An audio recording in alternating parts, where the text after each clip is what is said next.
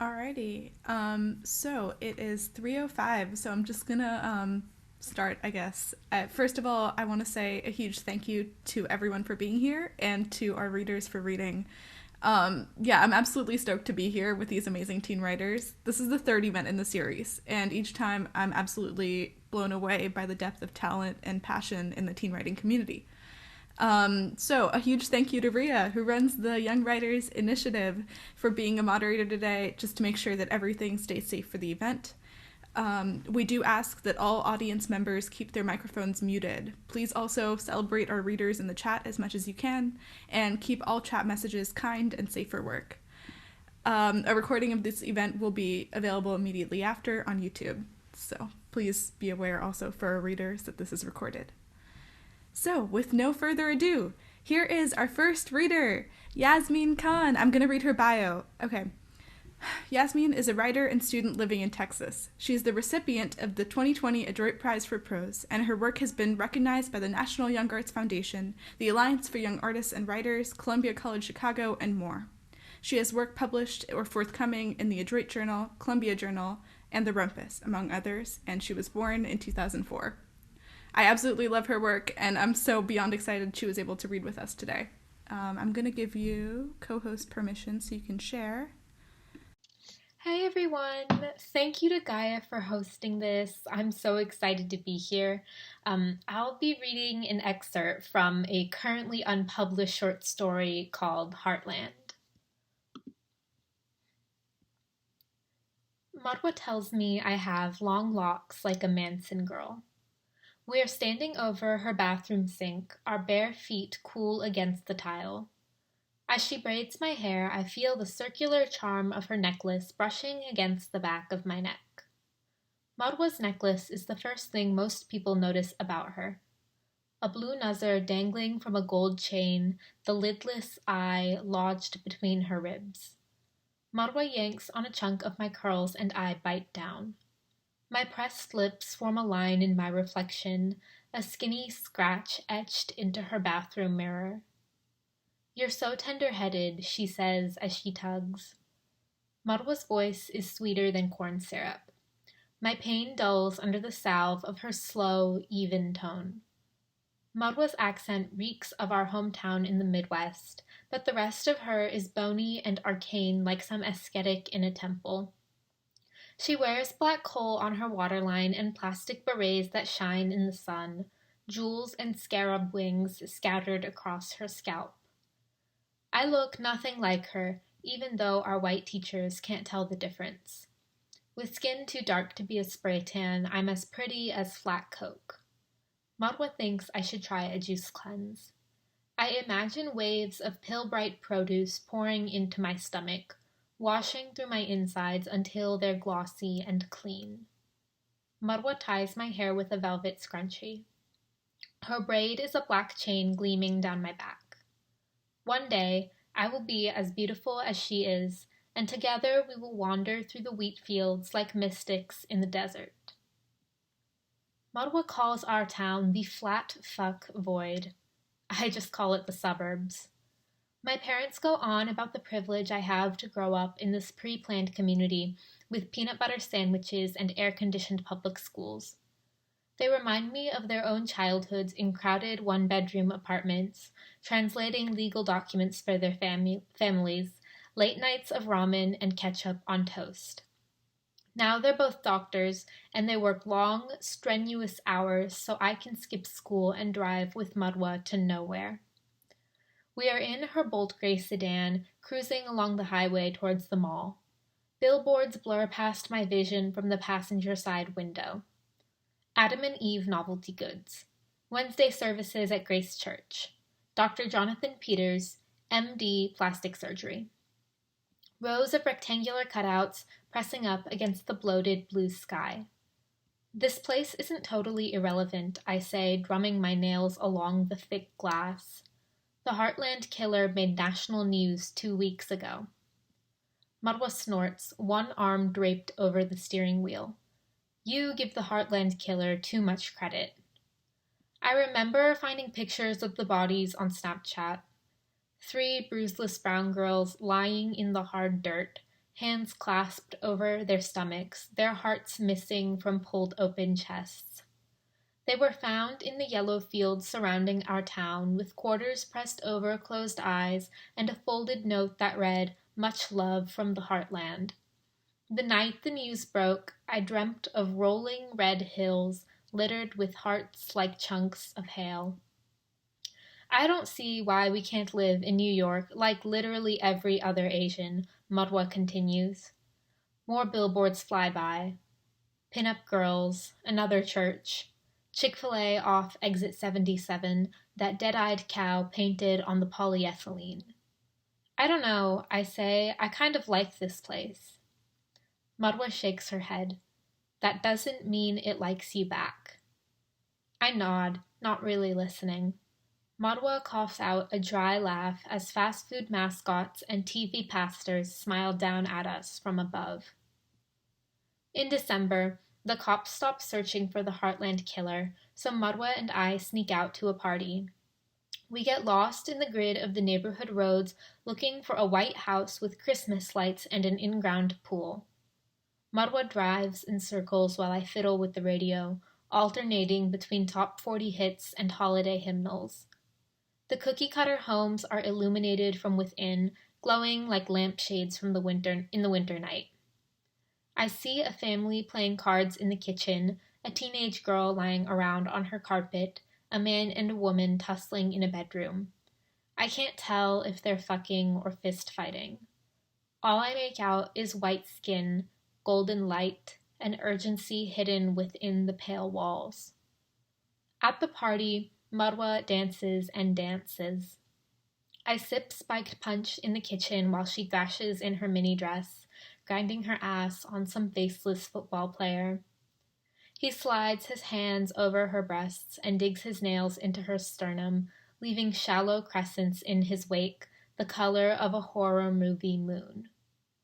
All around me, the light is sparkly and obscene like the inside of a disco ball. I vomit into the sink without witness. Then, Madwa holding my hair back, her body pressed against mine, sweat bedazzling my face. Some boy snickers and Madwa tells him to fuck off. Those red marks glowing between the chains of her nazar necklace. The bits of her skin living beneath someone else's nails. After I finish vomiting, I turn and touch the inflamed patch on her chest. Is this a threat? I ask, remembering the girls and their spread eagle ribs. Mugwa pushes my hair behind my ears. It's probably just some move he learned from porn. Who is he? Dunno. All the boys here look the same. We leave the party early. I turn up the radio in the car, and Madwa and I hum along to a 1990s cover of Silent Night. We pass the same houses on our way out of the neighborhood, but by then, all the lights have been turned off. Thank you so much. Wow, that was incredible. I don't even have words, and I know we had some quick technical issues, but the story far outweighed them. I'm absolutely in love with the characterization of suburbs, especially. So, thank you so much. Our next reader is Iris, and having some issues with the waiting room, so just give me 10 seconds.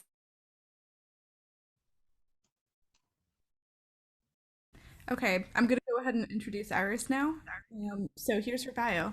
Iris Yu is a Chinese American student from northeastern Ohio. Her work can be found in Vagabond City Lit, Sign Theatre Magazine, and Eunoia Review, among others. She is an alumna of the Sewanee Young Writers Conference and the Iowa Young Writers Studio and enjoys eating soup in her free time. Let's go, Iris. Okay, I want to give a trigger warning here for disordered eating, and then I'm just going to start. Lena and I are chugging fruit punch in Becky Anderson's backyard when the birds start dying.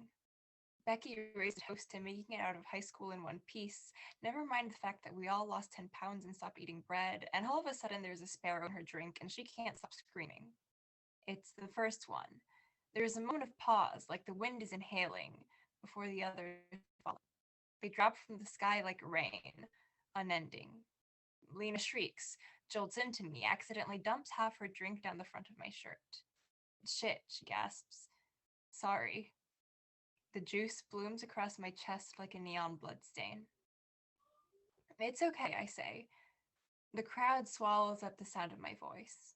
Everyone is running, except for Becky, who has retreated to her kitchen, pressed up against the window pane with skinny limbs shaking and eyes fixated on the rest of us tramping her tulips to death.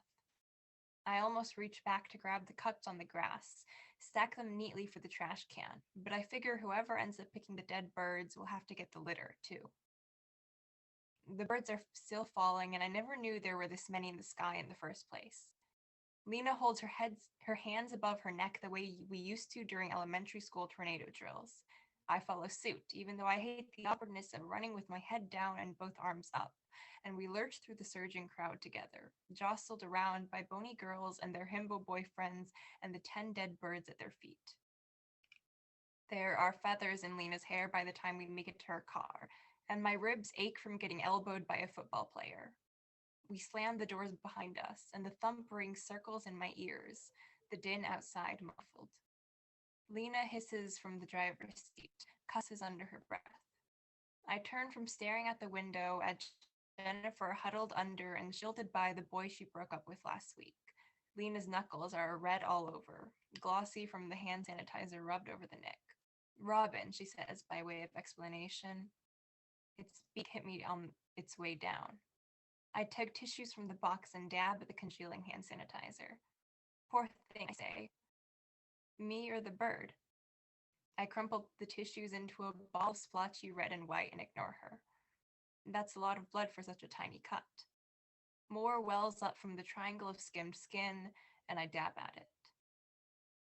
I don't have band-aids, says Lena. A bird thuds down on the roof above and she jerks her hand away. Even from inside the car, I can hear the irregular drumbeat of dead bird hitting pavement, over and over again. Her other hand is digging through the glove compartment. I have this, though, she says, and pulls out a Taco Bell sauce packet. Diablo, it reads. Devil. She tosses it to me, and I think back to our first Taco Bell run, how our skin and sweat sucked together and huddled over a Cosmopolitan article on her bedroom floor. How we read that spicy food burns calories and raided her kitchen looking for something stronger than flaming hot Cheetos. How we pulled up to the drive-thru and ordered 140-calorie tacos and asked the cute college boy at the window to hit us with the hottest sauces they had. I tear open the packet as she starts the car. Where are we going? I ask. Some of the sauce oozes from the edge, and I lick it off. Lena shrugs, watches me tilt my head back and squeeze the packet onto my tongue. I sputter when it hits my throat, but the burn of it is comforting. Familiar. Want another? Another bird hits the roof, and this time we ignore it. My glove compartment is full of them. Later, I say. Where are we going? Lena cracks a grin. To watch the sunrise. Duh. It's 12 a.m. She shrugs again and shifts gears. We back out from Becky's oversized driveway, and the car shakes over 100 little speed bump bodies, and I want to ask if running over Beak could pop the tires. I want to ask if anyone will hold a funeral for the birds, like they held a funeral for Avery in sophomore year. The sun doesn't rise till 6, I say instead. We can take a nap. The car shudders over 5 birds in a row, or play a card game. We drive until the juice stain on my shirt dries. I go through 2 more sauce packets and Lena downs 3 at a stop sign.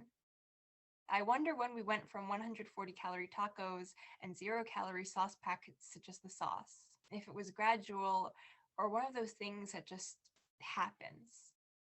I don't remember much from the last 4 years of high school, except for the antiderivative of cosine and my weight at the end of each June. Lena stops the car in a parking lot with no street lamp and kills the engine. Her hands are gangly and white against the steering wheel as she slumps backwards, and I know without having to touch them that they're ice cold. I feel bad for the birds, she says. Her eyes are closed, and I'm sure she's thinking about Avery, about the way pictures of the 3 of us were pasted pasted into driver's ed PowerPoints as a warning to drive safely, or a memorial, or both. Maybe we stopped eating tacos after we found out about the accident. I struggle to remember if Avery ever came on the Taco Bell runs, but all I can remember is that she was the skinniest of us three, and I guess it became a competition to take the spot left behind afterward. Yeah, I choke out. For a moment, we stay like that, still and quiet and sad. Go to sleep, she says, finally. I'll wake you when the sun comes up. There are 3 more empty sauce packets when I shake myself awake. It's still dark, and Lena has her door half open with her legs dangling out of it, a lit blunt between her fingers. You're smoking. She glances at me over her shoulder. And you're awake. I thought you said you'd stop. Yeah, well, the world's ending. She takes another hit, exhales hard and heavy. It's almost 8 and I've been waiting for the sun for 2 fucking hours. I look outside, then at the clock, then back outside. Something a little like fear and a little like bile burns in the back of my throat. At least it stopped raining birds. Birds can't taste spice, I blurt out. Lena turns around, studies my face in the dim light of the dashboard glow. I know, she says. Avery's mom used to feed their birds spicy seeds, so the squirrels wouldn't steal it. Oh. My tongue goes slack. I picture the sun lodged between my teeth, swollen in my throat. Freshman year, a bluebird landed on Avery's shoulder while we were taking homecoming pictures. They always loved her. Yeah, says Lena. Want one? She lifts up her other hand, the one without the blunt, and offers it to me. Another sauce packet rests in the curl of her palm, and I take it gratefully. I wonder when the 2 of us became more bird than girl, when our dresses started hanging off spindly frames like feathers, when we stopped caring about spice and embraced the burn of it as a remedy. I wonder if we could ever go back. Cheers to the end of the world, she says, or whatever the hell this is. Cheers, I echo. We tilt our heads back, and if this were a movie, this is when the sun would come back. This is when all the dead birds would come back to life, and this is when Avery would too. But this isn't a movie. Instead, it stays dark, and the birds stay dead, and Avery stays a memory. Instead, we sputter when the sauce hits our throats. Yeah, that's it. Thank you for having me.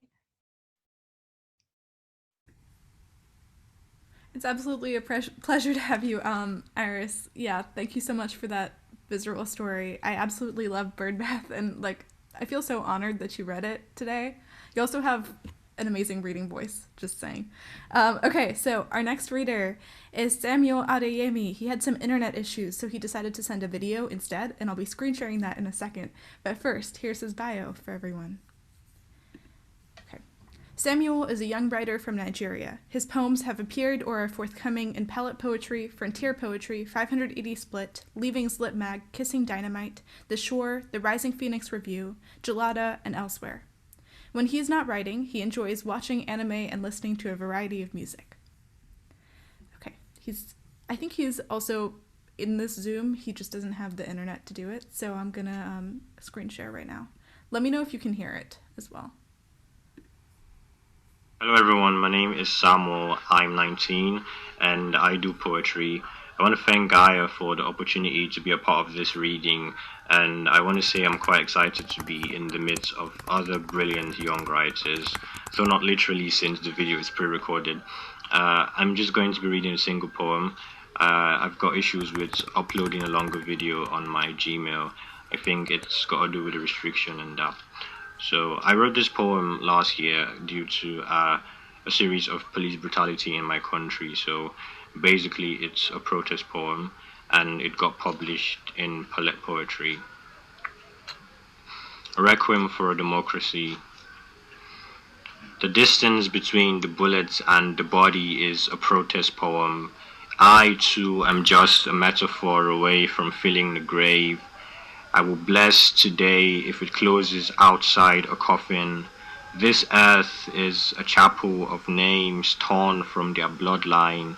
We tell Kola to greet an ancestor as a shovel reddens his skin, and read funeral as police, read officer as autopsy, their black uniform, black magic, just a sleight of hand and Jimo begins to bloodlet. I swear my youth is past for an arrest. Somewhere a cell reeks of boys beaten into clumps. We know of a river clotted by cadavers. Chijoke's father waded through the water for the body of his son. And is it not suicidal to be young in this land? Each new day is a prayer to never know the wetness of our blood. We say, let wherever this body touches be softer than a bullet.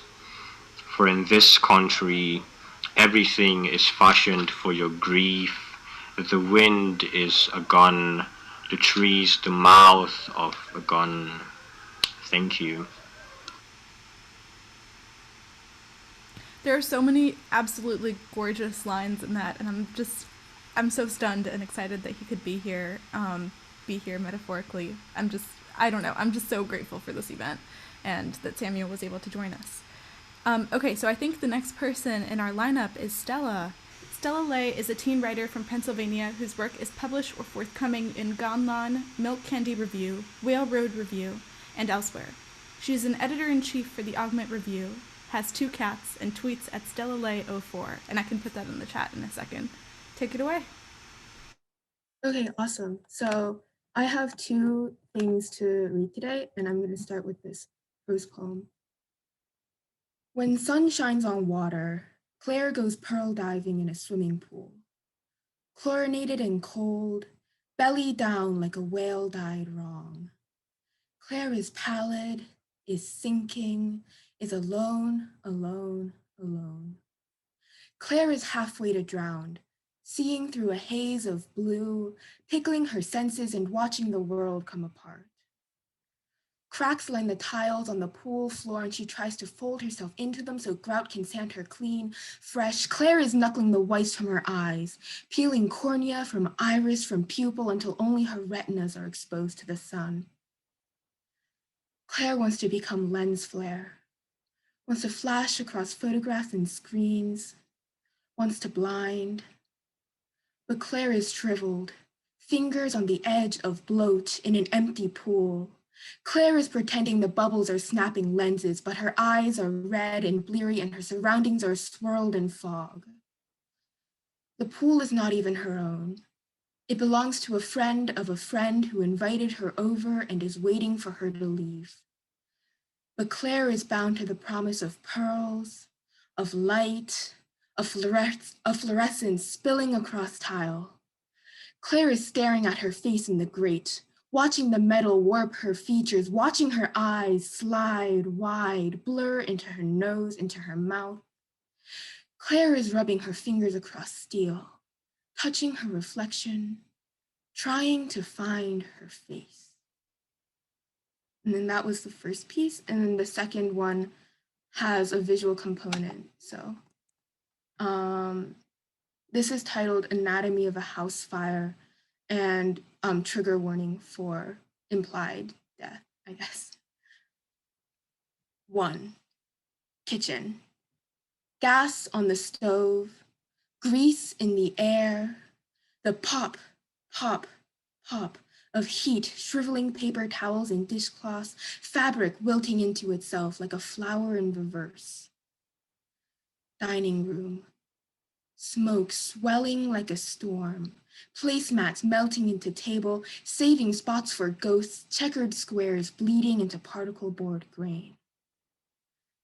Living room. Sofa cushions sparking, mantle photographs, lips pursed before candles and cake, dimples, gapped teeth, burning like flash paper, each soot-smeared face a burst of gold. Closet. Twin coats tangled in embrace, size small, tucked inside large. Study.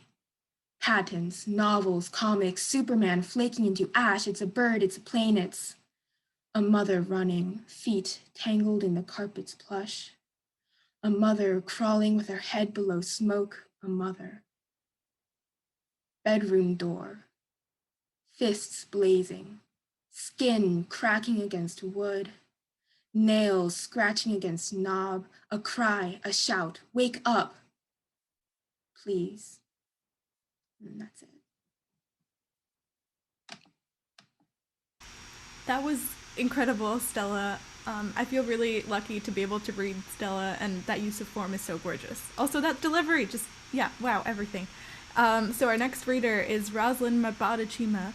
Roseline is a Nigerian writer whose works have appeared or are forthcoming in the African Writer magazine, The Hellebore, Serotonin Poetry, The West Trestle Review, X-Ray Lit Mag, JFA Human Rights Mag, Indianapolis Review, Kalahari Review, Blue Marble Review, and elsewhere. She won the Audience Favorite Award for the Union Bank Campus Writing Challenge at Ocado Books, and she is the third prize winner for the Pin Poetry Food Contest, and a finalist for the Shuzia Creative Writing Contest. You can reach her on her blog and at Twitter, and I'm going to put those links in the chat just in a second. And let me see if I can give you co-host right now. Hey. Hi everyone, my name is Roseline Mgbodichinma Anyokori, and I'm 19. I'll be reading a poem. It's unpublished, and I hope you enjoy it. Okay, my poem is titled Delta. On some nights, the well in my eyes dry up, the pendulum on my chest stiffens. There is an ocean of desire streaming in my brain. This is how I strip myself of caution. My body goes missing when I touch myself, disappearing into the brim of darkness. I am a miner in a body where there is only brown, where there are tiger strips and pigment, where there is texture, where there is chime. I dig deep to find velvet, then recite my ululations as psalms. In this body that is both refinery and swamp, every finger is industry. I reach deeper and I can feel the crossroads, the lamp holding of eggs that can break into a delta. I am made of salt water, a house that lives in a home that houses the living, a room that expels into a lagoon. I am always trusting at something, opening for something, reaching something. I build bridges in utopia by poking my follicles like rake on snow. I can be floating here, but my body is drowning in Libya. My whole existence is an escape. I made my way through my mother's cycle into the alchemy of the world. They say if I can invade myself, then the earth has access to take what is left of me. So I say, come to me, all you laborers, for my tithes are a bountiful harvest. Come, let us reap this shame you have sown. My body is a temple, and there is no altar for anyone to pray in. I live wild. Freedom is a whimsical thing, and the astronomy of my being has only space for meeting the sparkles of desire. Thank you. That was absolutely incredible. Thank you, Roseline. I got chills. Yeah, just as many people did, judging from the chat. Thank you so much. So it's gotten to that point where we're at our last reader for today. Okay, Sarah Lau is currently a high school senior in Atlanta, Georgia, and the editor-in-chief of Exposed magazine. Her work can be found or is forthcoming in New Delta Review, Split Lip Magazine, and Agni, among others. She's a 2019 Best of the Net finalist and a 2020 Young Arts finalist in poetry. And I'm going to quickly share her work. Okay, so I'll be reading like 5 quick poems, I think. Dream sequence. I refuse the color blue when it comes in voltas. All winter, I dance on point in a skirtless leotard while my mother tuts sequences at the bar. I want a beauty that confounds the logic of perspective. the imprints of a snow hare braiding through a white field, or why I perform in the theater, for its ribbed balconies, heavy velvet curtains. My mother believes our history is idiomatic, encoded into the string of pearls we hide in a choked drawer. The spectacle we make of memory, brilliant, accumulating, skeletal. A silver bowl replete with peaches, skin darkened to a ruddy stain. When I feed my mother slivers of pulp, I pretend the white tights on my legs belong to a Rococo daughter. And meanwhile, the intimacy of glass figurines and doors left ajar.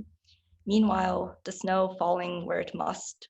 In our hands, frigid and ruinous, the remnants of all we have yet to inherit. Okay, and this is my second poem, Altar God.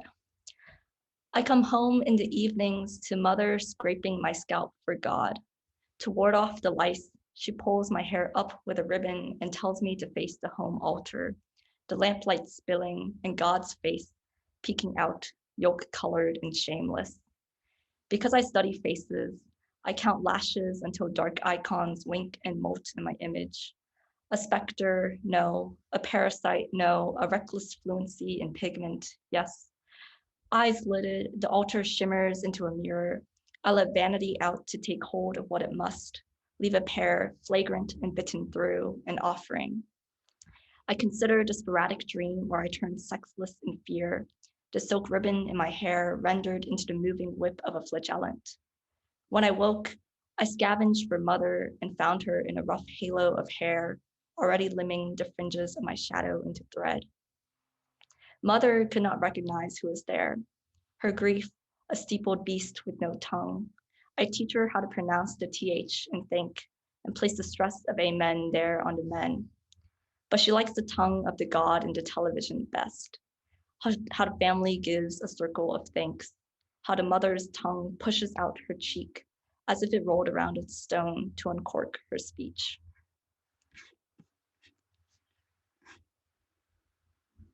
Okay, and this is my third poem after Jane Huffman, Variations for the Unabashed. If in the era of gloves, if mercy is hung like a lung, like a cough that lunges to the shape of a bell, or the cough I wear in my lung. If a bell stills in the mercy of my braid, I wear desire in the strands of my braid. How to bear the mercy of strung desire, the era of its braiding from the nape of my desire. In the era of our wear, I desire nothing but a lung. No, not a lung, but a glove around the lung. Engulfment in a glove made of my braid. I cough an era rung with bells. In the glove I wear, I bear a bell of desire. If I embraid the bell, I palm the shape of a glove. What is the shape of a glove, if not the spray of a cough? What is this era of desire, if not mercy sung clear from a lung? Oh, endless, bright spell of knells.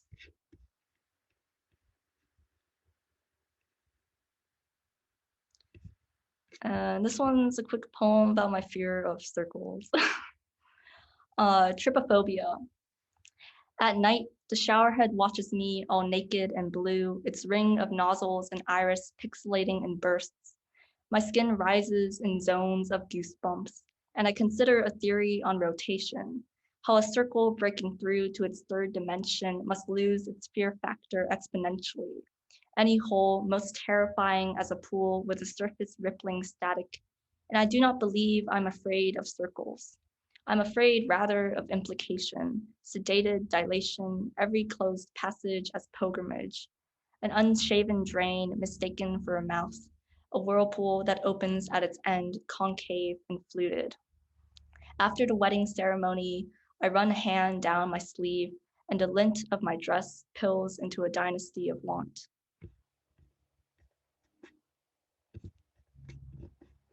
Okay, and this is my last poem. Elegy told after the flood. In August, the river drowns its banks for a glut of coin and copper wiring, the water turning the bluest shade of nostalgia. With all the danger signs missing, mother tells me to hide a dragonfly under the tongue for luck and the humming of its wings opens my mouth in thirst. I pass a storefront and my reflection rinses onto the glass. When it moves over one woman, we both turn grotesque, our limbs tangled in a knot, two heads sewn sloppily together. Just like how you and I must have looked last summer, catapulting into the dark. We traded newly puckered secrets the last night we met on the bridge, cattails trailing over our legs to catch every shiver. Forget who pushed and who fell. When we hit the water, it must have looked like we slipped straight past the moon's perfect O and into its gullet. That night, the moon couldn't have gaped more honestly. It must have been hungry. Why else would I surface and find you gone? So that's it. Thank you so much to Gaia for having me.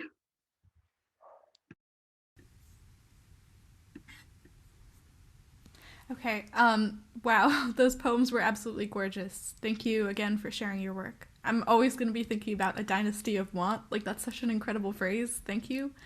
And since we're at the end, I also want to say a huge thank you to everyone who was here today and everyone who will be watching the recording that will come out in like an hour after, for sharing space with these incredible writers and engaging with our community.